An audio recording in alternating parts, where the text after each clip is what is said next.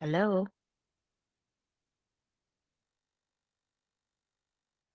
Okay, so mic test. Okay, so hello everyone. So this video is the first part of our lecture discussion on predicate logic. This is a continuation of our topic on propositional logic. So let me share my screen to you.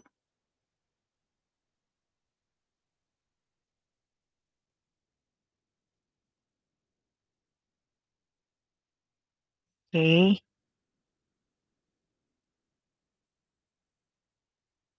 Okay, so this topic will have the following subtopics. First, we will have the language of quantifiers, logical equivalences, nested quantifiers, translation from predicate logic to English, translation from English to predicate logic.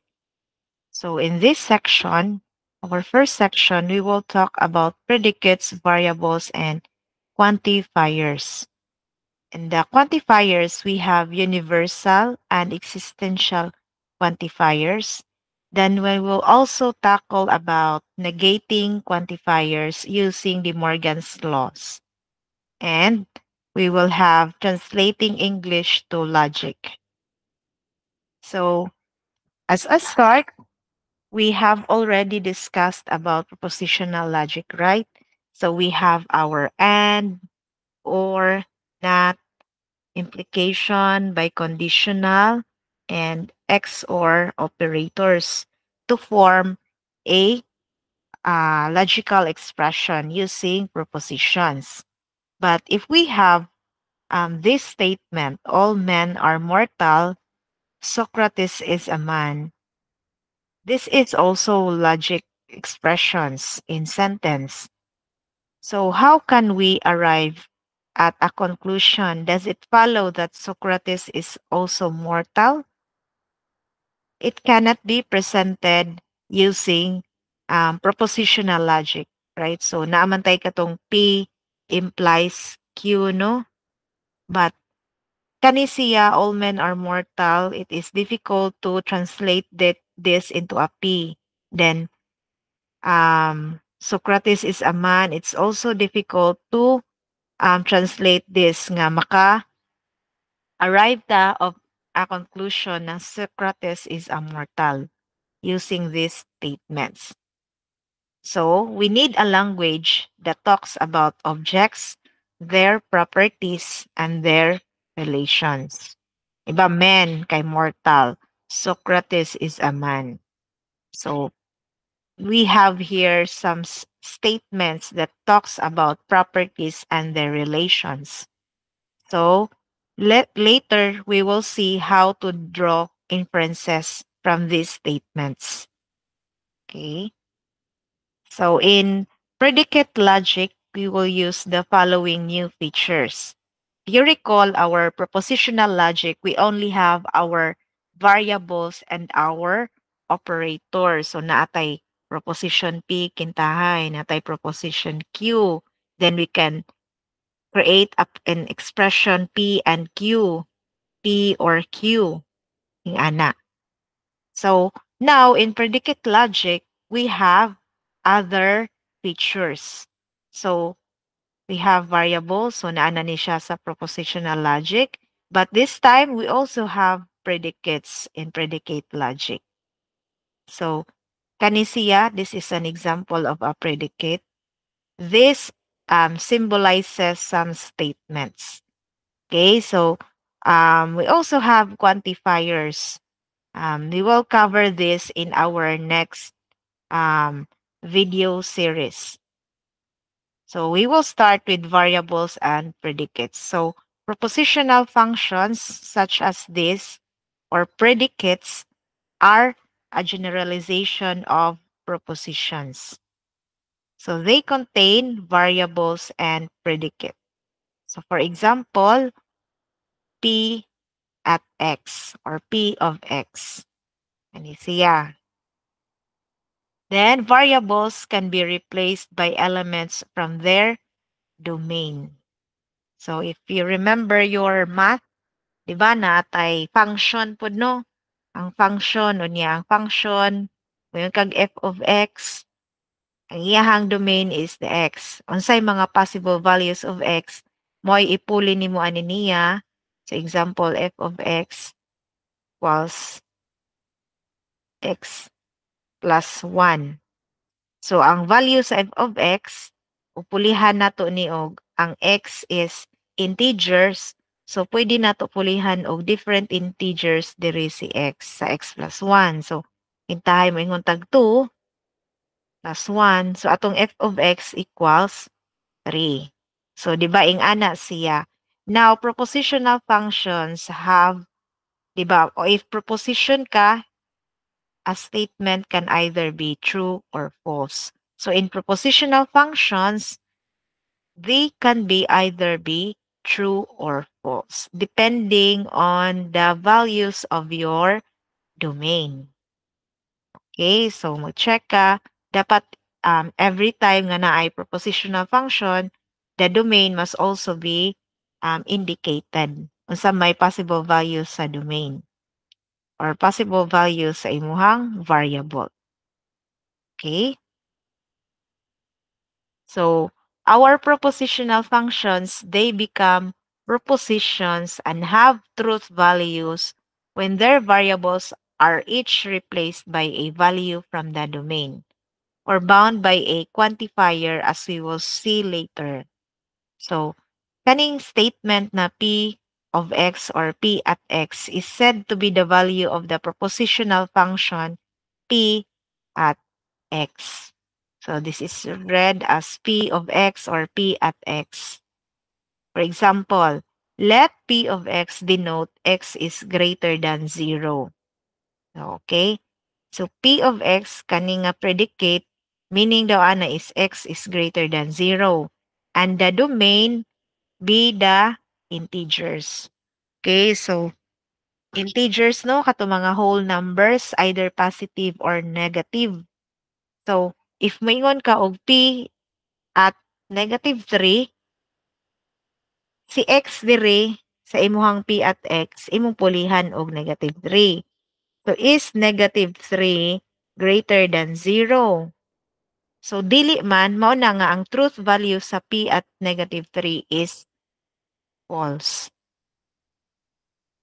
Okay, so, another, p at 0. So, pulihan na po nimo. Is 0 greater than 0? No, it is not. It is equal man. So, mao na nga kani nga statement nga p at 0 is false iyang truth value. Another, p at 3. So, yung kag p at 3, pulihan na po ninimo nga x. So, 3 is greater than 0. So, this is true man, mao na nga p at 3, the truth value is true. Okay? So, I hope that you have understood this concept on propositional functions. So, when we talk about U, this refers to the domain of our propositional function. Okay, so in this example, ang iyahang U is atong integers or ang domain integers. So, here are some other examples of propositional functions. We have here x plus y equals z be denoted by r at x, y, z. Okay, mo ni siya nga function.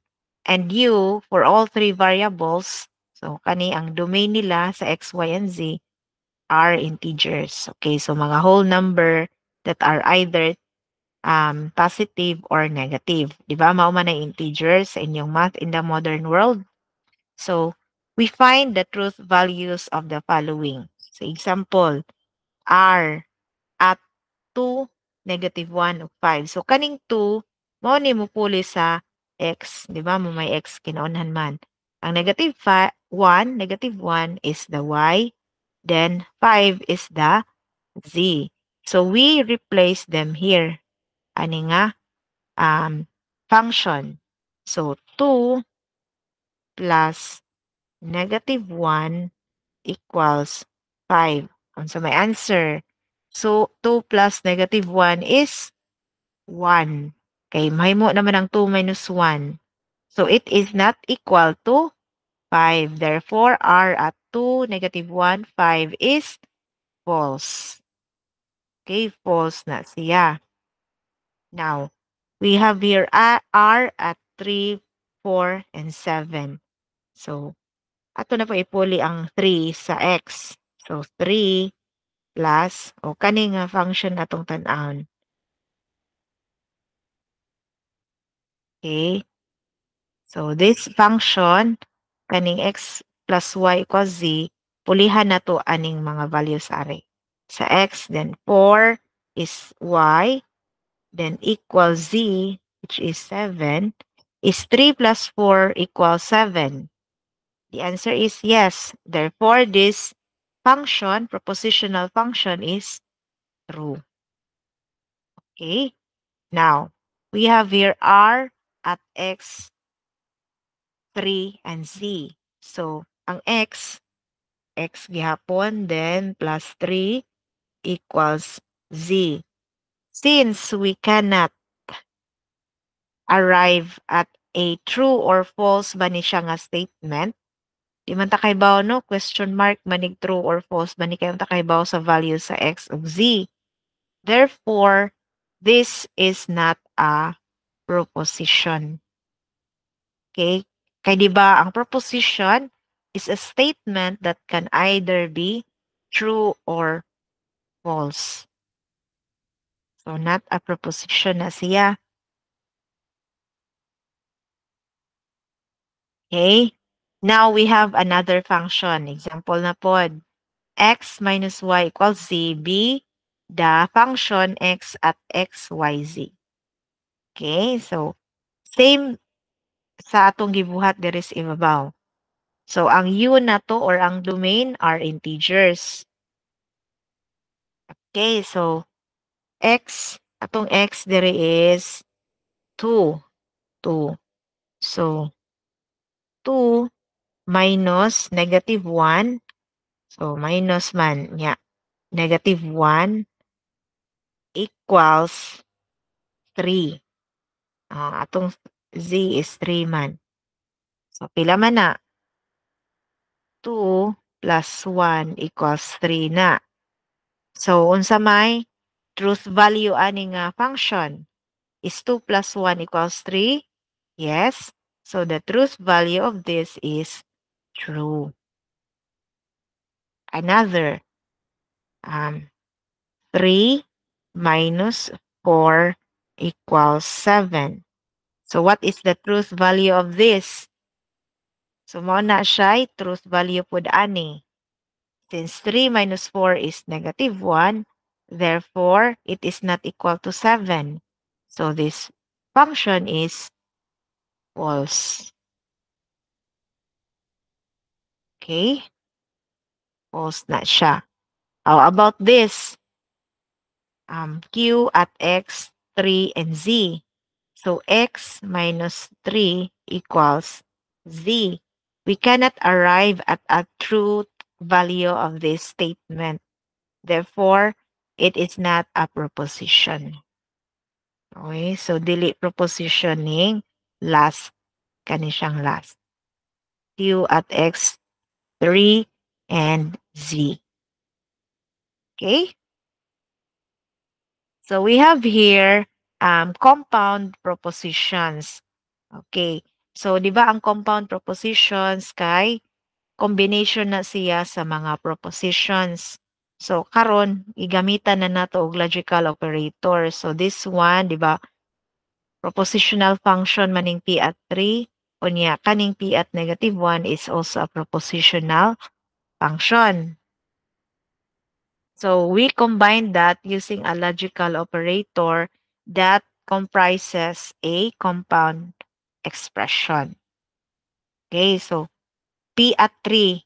So, ang atong P at x is greater than 0. So, ang P at 3, we say 3 is greater than 0, unya, or atong p at 1 is negative 1 is greater than 0. Gipulihan na nato ang value sa x diri sa atong function. So, what is 3 greater than 0? Is it true or false? So, dako man ang 3 sa 0, it is true. Then, i-or nato sa negative 1 is greater than 0. So, ang negative 1, less than man na siya sa 0. So, this one is false. Now, combining, naaman tayo or sa tunga, true or false, the truth value of this will be false. Sorry. Truth value of this is true or false is true. Okay, di ba? Sa or, we just only need one true proposition para ma-true ang expression. So, T or F is true. Now, P at 3, maura gihapon sa ibabaw. So, true gihapon. Unya karon, ang gigamit niya na operator is AND. So, T and F. Negative 1 man gihapon. So, it is less than 0, meaning false ning P at negative 1. So, T and F, if i-AND, if na ay isa nga false, false na siya. So, false na ang answer, ana. Okay. So, now, for implication, we also have here, parehara gihapon na true. Ang nalahi lang ani no is the logical operator. True implies false. The answer? So, di ba, kaning implication is a promise or a contract. So, mauni yang promise pero wa niya buhata na false man. So, meaning, bakakon siya. So, the statement is false. So, mana nga false na siya dira. Okay? Now, we have implication of not P at 3 implies not P at negative 1. So, we have true implies not F. So, ato sa ning i-simplify si not F. So, true implies not F is true. So, true implies true is true. Okay. So, we have more examples here. So, expressions with variables are not propositions and therefore do not have truth values. So, for example, P at 3 and P at Y. So, kani siya, variable raman na siya, wa man ta kahibaw true ba ni or false. So, mao na nga, these statements kani sila, nga variable ray naa, they become, asa man, dili siya pwede true or false, so they are not propositions. But, when used with quantifiers, o di ba, so ganina, di ba, ang features sa predicate logic na atay variables, predicate, and quantifiers. So, this time, if magamit ang quantifiers, pwede ra nga kaning rang mga variables ang naa if we have our quantifiers. So, these variables nga mayon kag P at Y, unya na kay quantifier diri, they become propositions. Okay? So, this topic on quantifiers will be discussed on our next video series. So, for now, goodbye and thank you everyone for listening.